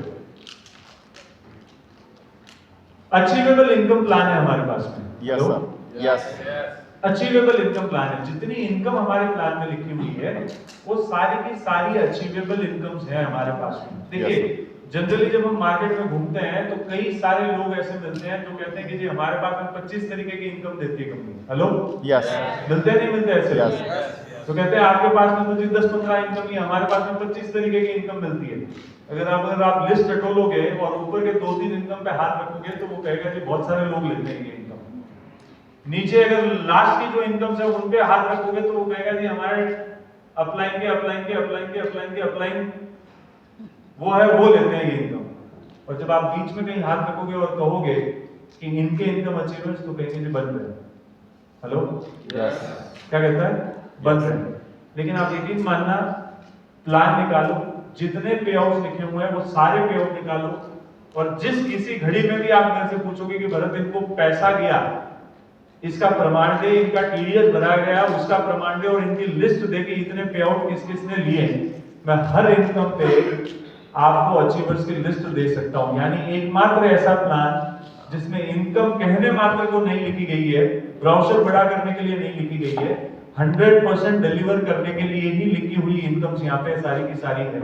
मतलब जितनी इनकम्स कंपनी कमिट करती है उन सभी इनकम्स के अचीवर्स हमारे पास में आज की डेट में है। अचीवमेंट्स की बात करते हैं। 2017 में बेस्ट ई रिटेल कंपनी का अवार्ड मिला, वही अवार्ड दोबारा से 2019 में बेस्ट हेल्थकेयर ब्रांड का मिला, 2022 में ये अवार्ड रिपीट हुआ और 2024 में भी दोबारा ये अवार्ड रिपीट हुआ। जैसे मैंने शुरुआत में जब एफडीएससी की बात कर रहा था, मैंने कहा था कि पैसा फेंक के तमाशा देखा जा सकता है। सही कह रहा हूँ, गलत कह रहा हूँ? तो अगर पैसा देकर खरीदने होते तो मेरे पास में भी बड़े भैया की तरह 25-30 अवार्ड हो सकते थे यहाँ पे, लेकिन ये कमाए हुए अवार्ड है करके 4 ही हमारे पास में। हेलो, एक बार एलिमेंट्स वेलनेस के लिए एक बार शानदार तारीफ होनी चाहिए कि एक कॉन्ट्रैक्ट 3 इयर्स की अवार्ड मिला हुआ। अचीवमेंट्स की बात करते हैं। बेस्ट एजुकेशन सिस्टम है हमारे पास में हार्वेस्ट सक्सेस एकेडमी, एक ऐसा एजुकेशन प्लेटफॉर्म जो आपको पूरे नेशन वाइड आपको एक ही तरीके का एजुकेट करने की कैपेसिटी रखता है। भाषाएं बदलती है पर मायने नहीं बदलते कभी भी। जो जीटीएस आप दिल्ली में हिंदी में सुनते हो वही तमिलनाडु में जाओगे तो आपको तमिल में सुनने को मिलेगा। जो एजुकेशन, जो एसआरएस, जो पीपीएसएस, जो आपको यहाँ पे जो लैंग्वेज में चाहिए, एक यूनिफॉर्म एजुकेशन सिस्टम हमारे पास में अवेलेबल है, जो कि बहुत कम कंपनियों के पास में होता है, हार्वेस्ट सक्सेस एकेडमी, और जिसके माध्यम से आज कई सारे लोग एजुकेट भी हो रहे हैं। और आप देखते होंगे कि डीटीपीज हो रही है, प्रोडक्ट ट्रेनिंग्स हो रही है, कि कहीं ना कहीं हार्वेस्ट सक्सेस एकेडमी है तो एक यूनिफॉर्म एजुकेशन सिस्टम आप लोगों को प्रोवाइड करता है। रैंक अचीवर्स है हमारे पास में टीसी टू क्राउन डायमंड, क्योंकि जैसे मैंने कहा इजी और फ्रेंडली और डुप्लीकेबल प्लान हमारे पास में है। उसी का नतीजा है कि TC to crown diamond 1 lakh से ज्यादा अचीवर्स हम लोगों के पास में है आज के डेट में। 1 लाख से ज्यादा रैंक हो गए। इंटरनेशनल कन्वेंशन करके दिखाया कंपनी ने, मलेशिया और दुबई जैसे कन्वेंशंस। हेलो, आप लोगों ने कभी, शायद मेरे ख्याल से हम लोगों ने ये कन्वेंशंस में कभी पार्टिसिपेट नहीं किया होगा। आप थे सर कन्वेंशंस में? नहीं। बहुत ही शानदार लेवल के कन्वेंशंस आप जनरली देखेंगे कि लोग जो मलेशिया जाके आते हैं, या तो बड़े भैया के साथ में चले जाओ या ट्रैवल एजेंसी के साथ में भी जाओगे, तो मलेशिया जाके आने के 2 ही सबूत होते हैं। एक आपके पासपोर्ट पे जो इमिग्रेशन का ठप्पा लगा हुआ, और दूसरा ट्विन टावर्स के बाहर की एक सेल्फी। सही कह रहा हूँ? ट्विन टावर्स की एक सेल्फी, यही होता है मलेशिया का, है ना? लेकिन जितने लोगों ने मलेशिया माई लाइफस्टाइल के साथ में ट्रैवल किया, आप यकीन मानना, वो ट्विन टावर के अंदर एक ओपेरा हाउस है। उस ओपेरा हाउस में फुल डे कन्वेंशन एंजॉय करते हुए लोग आपको दिखेंगे माई लाइफस्टाइल के। समझ में आ रही बात आपको?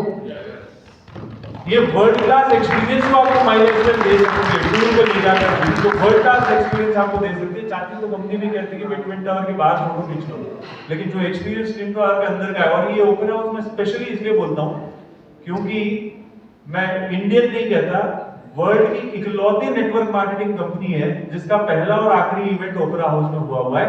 हमारे पहले या हमारे बाद में किसी भी डायरेक्ट सेलिंग कंपनी ने हिम्मत नहीं जताई इस ओपेरा हाउस में प्रोग्राम करने की, वो कैपेसिटी आपको माइनस की। दुबई कन्वेंशन करके दिखाया, आपने देखा होगा जनरली जब कोई भी कंपनी या हम टीम भी कोई अगर टूर अनाउंस करते हैं और जब हमें पता चलता है कि अचीवर्स बहुत सारे हो गए, तो हमारा एक मेन जो थॉट प्रोसेस होता है वो ये होता है कि भाई एयरलाइन को बुलाओ, ट्रैवल एजेंट को बुलाओ, इवेंट मैनेजर को बुलाओ। जो 50,000 का हमने बजट अलॉट किया हुआ है टूर के लिए, उसको 48,000 में कैसे कर सकते हैं, राइट? कॉस्ट कटिंग करते हैं, नहीं करते हैं? क्योंकि अगर हमारे पास में नंबर्स अच्छे हैं तो हम नेगोशिएट करना शुरू करते हैं। तो दुबई के लिए हमने भी एक बजट रखा हुआ था, 75,000 पर पर्सन स्पेंड करेंगे करके। कितना? 75,000। लेकिन जब हम लोग वापस आए तो हमारा पर पर्सन का कैलकुलेशन पड़ा था लगभग 90 to 95,000 के बीच में। हेलो, 90 से 95,000 के बीच में पड़ा था। आपको लगता होगा कि आपको ज्यादा पैसा उड़ाने की चुल होगी। हेलो नहीं, मैनेजमेंट का हमेशा से एक थॉट ये रहा हुआ है कि जब भी आप माई लाइफस्टाइल के साथ में फॉरेन टूर करोगे तो वो टूर आपका ऐसा मेमोरेबल होना चाहिए कि आप पैसा खर्च करके भी जाओ तो जो एक्सपीरियंस माई लाइफस्टाइल आपको देती है वो दूसरा कहीं और से ना मिल सके, वो लाइफ टाइम मेमोरी आपके लिए ऐड करने की कोशिश ही माई लाइफस्टाइल करती है। आप देखोगे जब हमने दुबई का प्रोग्राम किया था तो दुबई में हमने हिल्टन अल हफ्तूर नाम की प्रॉपर्टी में हमने रूम्स बुक किए थे। एक डिस्ट्रीब्यूटर भी उसी होटल में रुका था और एक डायमंड कैटेगरी का बंदा भी उसी होटल में रुका हुआ था। कोई नेगोशिएशन नहीं था कि भाई डिस्ट्रीब्यूटर अलग कैटेगरी पे रुकेगा और डायमंड अलग कैटेगरी पे रुकेगा।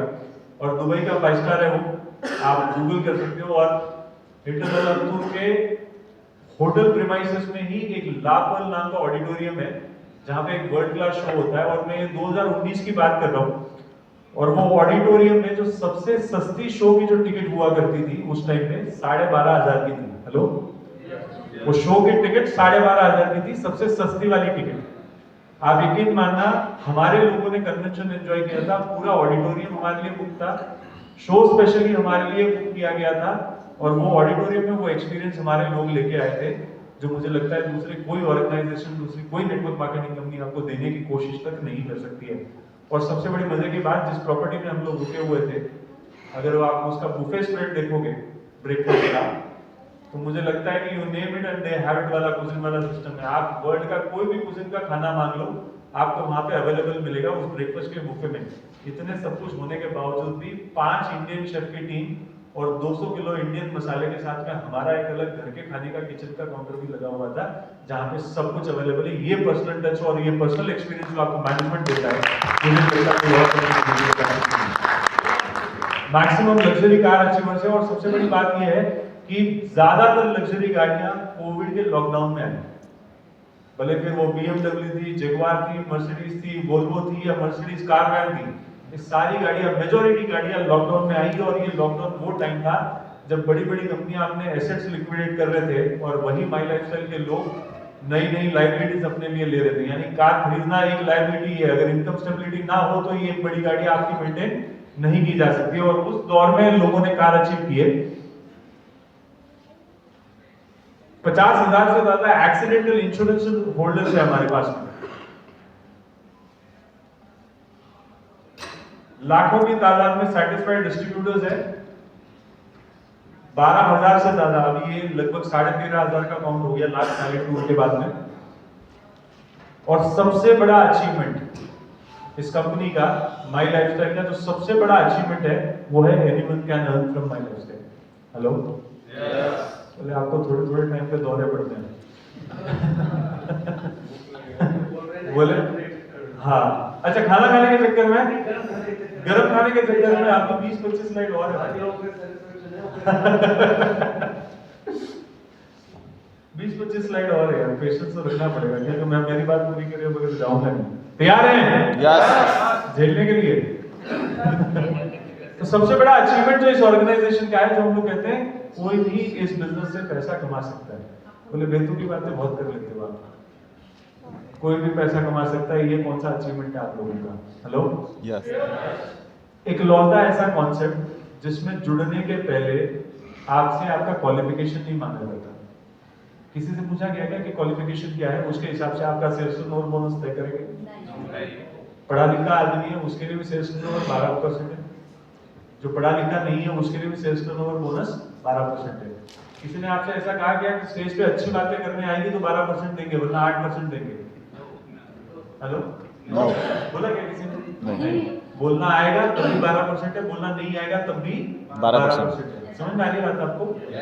एक यूनिफॉर्म प्लेटफॉर्म जहां पे मैं अगर एग्जांपल के तौर पे आपको बताऊं, एक हमारे सुनील सागवेकर जी है जो डायमंड है, मुंबई में रहते हैं। नाम सुना है सुनील सागवेकर? यस आप कभी भी YouTube करके देखना, आपको उनके काफी सारे वीडियोस भी मिलेंगे, राइट? सागवेकर जी मैजिस्ट्रेट की पोजीशन पे बैठते हैं। हेलो, मैजिस्ट्रेट समझते हैं आप? यस जज साहब, ऑर्डर। हेलो, जज मैजिस्ट्रेट की पोजीशन पे बैठते हैं, वो भी इस बिजनेस से 2,10,000 रुपया कमाते हैं। कितना? 2,10,000 2,10,000 रुपया। वीक का। वहीं उसी मुंबई में एक हमारे बाबू थॉमस जी है जो डायमंड है। हेलो, बाबू थॉमस जी, आप इनको भी गूगल करना, यूट्यूब पे ढूंढना, आपको मिल जाएंगे। बाबू थॉमस जी चौथी फेल आदमी है। हेलो, यस चौथी फेल आदमी, वो भी बराबरी का 2,10,000 कमाते हैं जो एक मैजिस्ट्रेट कमाता है इस बिजनेस से। हेलो, मोहित टंडन जी का नाम सुना है आपने? आप ही के मतलब चंचल जी की टीम में ही आते हैं मोहित टंडन जी। हेलो जी ट्रेडिशनल बिजनेस से, वो अपने ट्रेडिशनल व्यापार से 100 करोड़ के आदमी है खुद। हेलो, मैंने खुद ने उनकी फैक्ट्रीज, उनका सेटअप मैंने सारा देखा हुआ है। मोहित टंडन जी खुद अपने ट्रेडिशनल बिजनेस से 100 करोड़ के नेटवर्क वाले आदमी हैं, वो भी इस बिजनेस से 2,10,000 कमाते हैं। अगर अभी ईस्ट संगमम का अगर जो कैलकाटा में इवेंट हुआ, आप फेसबुक पे जाओगे तो आपको एक बंदे का वीडियो दिखेगा, पंकज मजूमदार। पंकज मजूमदार जी अपनी पोर्शा गाड़ी चलाते हैं 1.25 करोड़ की, और पंकज मजूमदार जी बाय प्रोफेशन एक ट्रक ड्राइवर रहे हुए हैं। जो एक इंडस्ट्रियलिस्ट कमाता है, वो एक ट्रक ड्राइवर भी यहाँ पे 2,10,000 रुपए बराबरी का कमाता है। समझ में आ गया बात आपको? मतलब ये एक ऐसा प्लेटफॉर्म है जहाँ पे आपको क्या आता है नहीं आता है मायने नहीं रखता, आप किस बैकग्राउंड से आते हो मायने नहीं रखता। अगर आपने पैशनेटली, डेडिकेटेडली अगर अपने अप्लायंस कोड सिस्टम को फॉलो कर लिया तो आपको भी बराबरी का 2,10,000 देने का कैपेसिटी ये प्लान रखता है। तो ये आज दिन तक का हमारा सबसे बड़ा अचीवमेंट है कि इस प्लेटफॉर्म पे हर कैटेगरी का आदमी सक्सेसफुल होकर खड़ा होते हुए मंच पे आपको दिखाई देगा, भले फिर वो एमडी डॉक्टर क्यों ना हो, या बीएएमएस डॉक्टर क्यों ना हो, या कोई मेडिकल प्रैक्टिशनर क्यों ना हो, या कोई क्लर्क क्यों ना हो, या सीए क्यों ना हो। हर कैटेगरी का आदमी, लेबर कैटेगरी का आदमी भी यहाँ पे 2,10,000 रुपया कमा सकता है। ये कैपेसिटी सिर्फ और सिर्फ माई लाइफस्टाइल दे सकती है आपको। लेकिन मुझे लगता है कि इन सारी बातों के बावजूद भी अगर कुछ भी चुनना है तो बहुत सोच समझ कर सुनना चाहिए हमें। हेलो, यस डिसीजन सोच समझ कर लेना चाहिए। सही कह रहा हूँ गलत कह रहा हूँ? यस शादीशुदा लोग एक बार जोर से हाँ बोलेंगे। मैं भी शादीशुदा हूँ, बहुत सोचा था। लेकिन मुझे लगता है कि सोचने के लिए ब्रेन का इस्तेमाल एक बार कर लेना चाहिए। हेलो, यस मतलब फिर बेतु की बातें, हम लोग घुटनों से थोड़ी सोचते हैं, हम भी ब्रेन से ही सोचते हैं। सही कह रहा हूँ गलत कह रहा हूँ? यस ब्रेन का एक फॉर्मेट है जो मैं कई बार इस चीज को फॉलो करता हूँ, आप भी इस चीज को एनालाइज करके फॉलो करिएगा तो शायद बहुत फायदे हो सकते हैं। ब्रेन का पहला अल्फाबेट बी जो डिनोट करता है बेनिफिट्स। हेलो, यस आप सोच कर देखना, अगर ये बिजनेस को या तो मैं फुल टाइम करूं या पार्ट टाइम करूं तो ये बिजनेस मुझे क्या क्या फायदे दे सकता है। हेलो, यस अगर मैं नौकरी में और मैं 2 व्हीलर नहीं खरीद पा रहा हूं, क्या ये बिजनेस में पार्ट टाइम करूंगा तो मुझे वो 2 व्हीलर मिल सकती है क्या? मैं बिजनेस में हूं, मैं एक 4 व्हीलर नहीं खरीद पा रहा क्योंकि मेरा कैपिटल विड्रॉ करने का अलाउंस नहीं है। अगर ये बिजनेस को मैं पार्ट टाइम या फुल टाइम पर अगर चुनता हूं तो क्या वो 4 व्हीलर में अपने परिवार के लिए ले सकता हूं क्या? यहाँ से कई सारे लोगों ने लिए, राइट? अगर बेनिफिट्स की बात करने चलेंगे तो मुझे लगता है कि आपकी लिस्ट खत्म नहीं होगी, इतने ज्यादा बेनिफिट्स ये बिजनेस आपको दे सकता है। सही कह रहा हूं? ब्रेन का दूसरा अल्फाबेट क्या कहता है? Risk involve. यानी अगर ये व्यापार में अगर चुनता हूं पार्ट टाइम या फुल टाइम, तो इसमें क्या क्या रिस्क हो सकते हैं? हेलो, यस, क्या रिस्क हो सकते हैं? इसमें कोई रिस्क नहीं। है तो नहीं, पर सोचना तो पड़ता है। मैं सोचने वालों पे आखिरी बात पे आऊंगा। रिस्क है? No. देखो, मैं अगर बॉटम लाइन बात करूं, मैंने अभी तक पेपर में ऐसा कोई आर्टिकल नहीं देखा कि किसी व्यक्ति ने 20-25 हजार रुपया देके नेटवर्क मार्केटिंग का बिजनेस शुरू किया, बिजनेस चलानी और उसने आत्महत्या कर ली। हेलो, ऐसा कुछ नहीं। जितना पैसा दिया उतने का प्रोडक्ट हमें मिल गया, कई बार उससे ज्यादा का मिल जाता है, राइट? और बेहतर प्रोडक्ट मिलता है जो रिजल्ट ओरिएंटेड है। सर 5 ही मिनट लूंगा आपके, बैठ जाइए एक बार अंदर। किसी तरीका का रिस्क इन्वॉल्व है इसमें? नहीं। सोचना तो नहीं पड़ता। अगर ये बिजनेस में बेनिफिट ज्यादा है और रिस्क नहीं है, लेकिन इसके बावजूद भी अगर मैं इसको करियर नहीं चुनता हूं या एज ए बिजनेस नहीं चुनता हूं, तो मेरे पास में ऑल्टरनेटिव क्या है? Nothing. ऑल्टरनेटिव है आपके? नहीं। जो मेरे सपनों को पूरा करना है, जो मेरी एडिशनल रिक्वायरमेंट है, जो मेरी जॉब या मेरा बिजनेस पूरा नहीं कर पा रहा है, उन रिक्वायरमेंट को पूरा करने के लिए हमारे पास में दूसरा विकल्प है क्या? चौथा अल्फाबेट क्या कहता है? इंट्यूशन। आपका गट क्या कहता है? आपका दिल क्या कहता है? चंचल जी को सुना आप लोगों ने? क्या लगता है, व्यापार करने लायक है? यस, है नहीं है?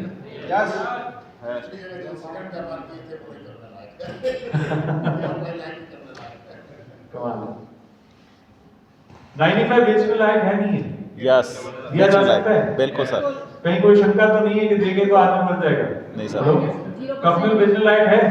यस, लिबोगेन बेचने लायक है? Yes, All product. जब सारी चीजें हाँ कहती है, अगर हमारा दिल गवाही देता है कि व्यापार करने लायक है, प्रोडक्ट बेचने लायक है, तो दिलो जान से इस बिजनेस में लग जाना चाहिए, क्योंकि ये वो व्यापार है जो आपके सपनों को पूरा करने की कैपेसिटी रखता रखता है। है। सही कह रहा हूँ? यस, लेकिन हम ज्यादातर लोग कहाँ अटकते हैं? जो मैम ने कहा, सोचना तो पड़ता है। आखिरी alphabet neglect. Hello hello, yes, neglect, है ना? अब जितने लोग यहाँ बैठे हुए हैं, कभी किसी ने ये डायलॉग बोला हो या किसी के मुंह से ये डायलॉग सुना हो, तो मेरे को जरूर बताना कि आप स्कूटर पे चल रहे हो और अचानक से गाड़ी रोक के किसी ने कहा कि ये जो प्लॉट देख रहा है यहाँ पे, आज से 10 साल पहले मुझे ये प्लॉट ऑफर किया गया था 50,000 में और मैंने, नहीं लिया। सबने सुनी हुई है ये?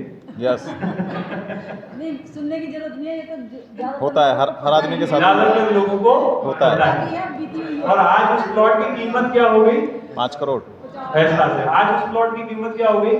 5 करोड़, कहीं 5 लाख हो गई, कहीं 50 लाख हो गई, गुड़गांव में जाओगे तो 5 करोड़ भी हो गई। हाँ, बिल्कुल। सही कह रहा हूँ, गलत कह रहा हूँ? अब 10 साल के बाद में क्या रह गया? अफसोस। अफसोस। रिग्रेट रह गया हमारे दिमाग में, Yes. है ना? अब यही सिचुएशन एक और इमेजिन करते हैं 5 साल बाद। आपने चंचल की कहानी तो सुनी होगी कल, है ना? उनके अचीवमेंट्स भी देखे होंगे। हाँ जी, हाँ जी। हो सकता है 5 साल बाद हम में से ही कुछ लोग ऐसे निकलेंगे जिनकी मर्सिडीज होगी, अपने अचीवमेंट्स होंगे, अपने बड़े रैंक्स होंगे, है ना? वो मर्सिडीज में अपने बेटे को बिठा के स्कूल लेके जा रहे हैं, और हम सब तो आसपास के ही है ना, यस, है ना? और हम दिखा रहे हैं अपने बेटे को, देखिए ये सामने जो आदमी जाना है ना स्कूटर पे, तेरे दोस्त के पापा, ये मेरे साथ काम ये भी मेरे साथ में उस दिन वही थे, रेड फॉक्स में। हेलो, क्या थे? रेड फॉक्स में थे। उस दिन तेरे पापा ने निर्णय लिया तू मर्सिडीज में स्कूल जा रहा है। राइट। आगे की लाइन बोलनी है क्या मुझे? नहीं सर, काफी है इतना। 5 साल बाद हमें कौन सी कहानी लिखनी है ना, Right. वो आज हम निर्णय लेकर उठना है यहाँ से। हेलो, यस, क्योंकि नेटवर्क मार्केटिंग एक ऐसा बिजनेस है जहां पे सारी चीजें एक प्लेटर पे नहीं मिलती आपको। कंपनी अच्छी मिल जाएगी तो प्रोडक्ट अच्छा नहीं मिलेगा, प्रोडक्ट अच्छा मिल गया तो प्लान अच्छा नहीं मिलेगा। हेलो, यस सर, और अगर ये तीनों चीजें अच्छी मिल गई तो कई बार दुर्गति ये होती है कि अपलाइन अच्छा नहीं मिलता। समझ में आ रही है बात आपको? यस सर, लेकिन ये सबसे बड़ी मजे की बात है कि यहाँ पे आपको कंपनी भी शानदार मिल रही है, प्रोडक्ट भी बढ़िया मिल रहा है, प्लान भी हाईएस्ट इनकम पेइंग प्लान है, और अपलाइन के तो क्या ही कहने, इतने शानदार अपलाइन हैं जो आज ही रात के लिए भी आपके लिए उठकर तैयार करते हैं। मौके बहुत आएंगे, लेकिन मौके का फायदा वही उठाता है जो एक दृढ़ संकल्प लेकर, एक निश्चय लेकर उठता है।